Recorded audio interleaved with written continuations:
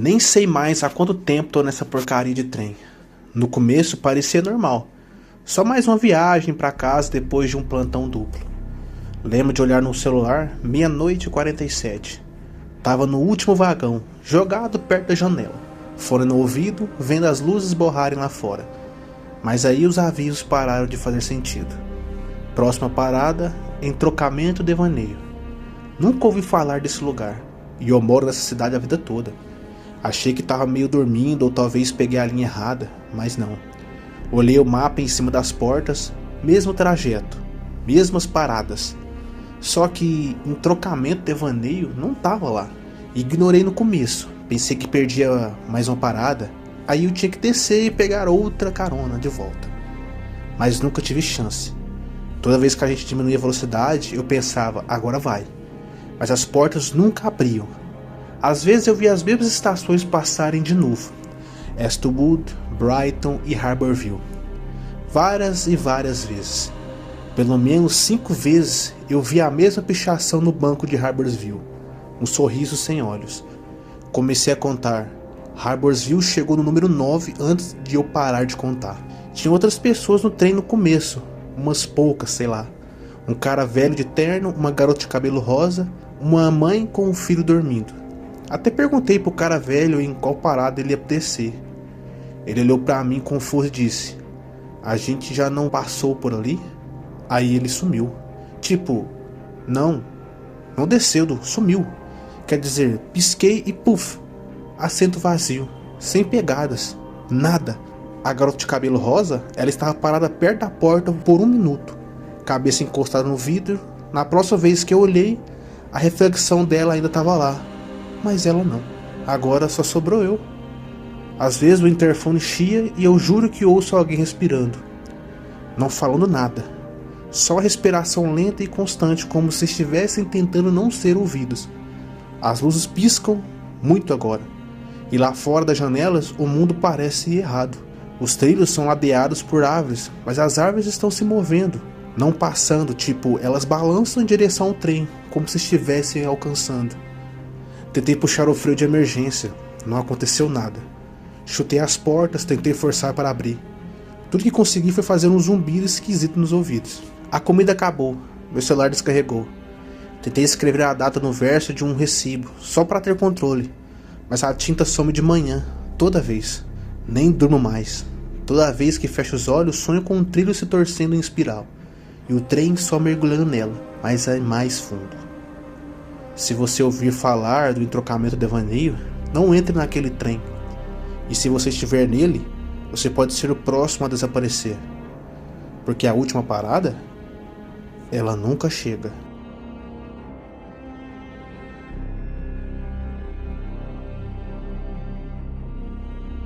Não falo muito sobre essa merda. A maioria das pessoas nem acredita mesmo. Mas ultimamente, esses sonhos têm voltado. E a única forma que eu sei de pará-los é escrevendo tudo. Então, aqui vai. A gente estava limpando uma vila em Helmand, no meio do nada. Era 2008, quente, seco, silencioso. A inteligência dizia que o lugar tinha sido usado por talibãs poucos dias antes da gente chegar lá. A gente entrou com nossa equipe, 3º Batalhão, Regime Rangers. A vila estava abandonada, sem tiros, sem resistência, só um silêncio estranho e pesado. Era como se os prédios mesmo estivessem prendendo a respiração. A gente se dividiu em equipes para limpar as casas, principalmente barracos de barro. Minha equipe era com o Sargento Martinez, o Soldado Doyle e o Sargento Kinney. A gente estava limpando o lado norte da vila quando encontramos uma casa. Parecia que estava intocada há anos, poeira por toda parte, mas sem sinais de saques ou vida. Só parecia errado. Lá dentro, no fundo dos fundos, o Martins achou uma caixa de metal velha. Dentro tinha um gravador antigo, desses analógico mesmo, e um monte de fitas cassete com etiquetas de lápis. Árabe de um lado, mas algumas tinham inglês também. Uma das fitas estava com etiqueta Rangers 2, QIALOG. A gente meio que riu, achou que era alguma propaganda ou brincadeira de mau gosto. O Martins colocou e apertou o play mesmo assim. Estática. Aí ouvi uma voz, limpa e cristalina. Registro de tempo: 07:34 horas. Soldado Doyle, tiro no pescoço. Sangrou até a morte na rua perto do poço. A gente congelou. O Doyle ficou pálido. Isso não é engraçado, ele disse. Próxima linha na fita. Registro de tempo: 07:40 horas. Sargento Kinney. Armadilha na porta. Ferimentos múltiplos por estilhaços. Morreu instantaneamente. O Kinney olhou para a porta onde a gente tinha acabado de passar. Continuou. Sargento Martinez, emboscada perto do beco norte. 2 tiros no peito. Nota final: Cabo Harris. Visto pela última vez correndo para o deserto. Presume-se morto. Sou eu, Cabo Harris. Ninguém falou nada por um tempo. A gente só ficou lá, escutando o zumbido baixo da fita girando. Martinez tentou rir, mas as suas mãos estavam tremendo. É falso, ele disse. Eles estão tentando nos deixar loucos. A gente saiu da casa, mas aquela sensação estranha nos seguiu como fumaça, como se algo tivesse mudado. Aí as coisas começaram a acontecer, exatamente como a fita disse. Doyle foi o primeiro. Eram as 7:30 da manhã seguinte. A gente estava passando pela praça da vila. Começou um tiroteio rápido.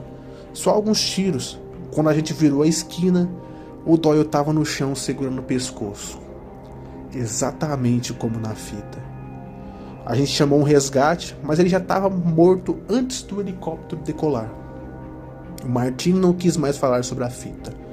Disse que era coincidência, azar. 2 horas depois, a gente ouviu uma explosão numa casa do lado leste da vila. O Kinney tinha entrado primeiro. A explosão arrancou a porta das dobradiças. A gente achou o corpo dele lá dentro. Estilhaços tinham rasgado o colete, o capacete. Tudo. Morto na hora. Sobramos 2. Martini pirou depois disso. Começou a me culpar. Disse que eu amaldiçoei a gente abrindo aquela caixa infernal. Ele tentou quebrar o gravador, mas não quebrou. Naquela noite, ele me disse que ia embora ao amanhecer. Disse que preferia ser julgado por deserção do que ser a próxima linha naquela fita maldita. Ao amanhecer, eu acordei com o som de tiros distantes. O Martini tinha ido sozinho em direção ao beco norte. A gente achou o corpo dele 30 minutos depois. 2 tiros no peito. Exatamente como a fita disse. Eu era o último que sobrou. Eu devia ter chamado o comando, mas não chamei. Não consegui. O que eu ia dizer? Ei, senhor, minha equipe foi assombrada por um toca-fitas do futuro. Ninguém ia acreditar em mim, inferno. Eu mal acreditava em mim mesmo. Eu saí da vila. Corri por quilômetros até ser pego por uma patrulha. Eu disse para eles que a gente tinha sido emboscada e que eu era o único sobrevivente. Isso era tecnicamente verdade, eu acho. Eu guardei o gravador. Não sei o porquê. Às vezes eu toco as outras fitas. A maioria é em árabe, mas algumas parecem ser de outras unidades. Nomes que eu já ouvi antes, pessoas com quem eu já servi. Eu não sei quem é com quem fez elas. Ou que fez elas. Mas elas são reais. E cada uma que eu ouvi se tornou realidade. Eu tenho só mais uma fita. Ela só diz Harry, entrada final. Ainda não toquei. Não sei se vou tocar.